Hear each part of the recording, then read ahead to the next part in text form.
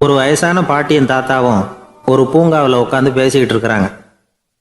அவங்களுக்கு கல்யாணம் ஆகி 53 வருஷம் ஆச்சு. பிள்ளைங்கள்லாம் படித்து பெரிய பெரிய வேலையில் இருக்கிறாங்க.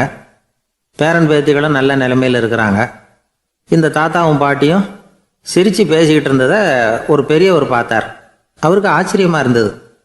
இந்த வயசுலேயும் இவ்வளவு அந்யோன்யமாக இவங்க பேசிக்கிட்டு இருக்கிறாங்களே அப்படின்னு நினச்சார். சரி, நேரிலேயே கேட்டுருவோமே அப்படின்னு நினச்சிக்கிட்டு கிட்ட போனார். உங்கள் மன வாழ்க்கையின் வெற்றிக்கான ரகசியம் என்ன அப்படின்னு கேட்டார். இதை கேட்டதும் அந்த தாத்தா சிரிச்சுக்கிட்டே பாட்டியை பார்த்தாராம். அதுக்கப்புறம் சொன்னாராம், நான் இந்த அம்மாவை கல்யாணம் பண்ணிக்கிட்டதுக்கும் எங்களுடைய இல்வாழ்க்கை இவ்வளவு நாளாக பலம் குறையாமல் மகிழ்ச்சியாக இருக்கிறதுக்கும் காரணம் ஒன்று தான். அது என்ன காரணம்னா, எங்களுக்கு இடையில பொதுவாக நிறைய குறைகள் உண்டு, அதுதான் காரணம் அப்படின்னாராம். அவர் சொல்கிறது சரிதான் அப்படிங்கிறது மாதிரியே அந்த பாட்டியும் அவரை நிமிர்ந்து பார்த்தாங்களாம். இந்த பெரியவர் மறுபடியும் அந்த பாட்டியை பார்த்து அதே கேள்வியை கேட்டிருக்கார். உங்களுடைய நீண்டகால மன வாழ்க்கைக்கு கிடைச்ச வெற்றி எதனாலேன்னு சொல்ல முடியுமா அப்படின்னு கேட்டாராம்.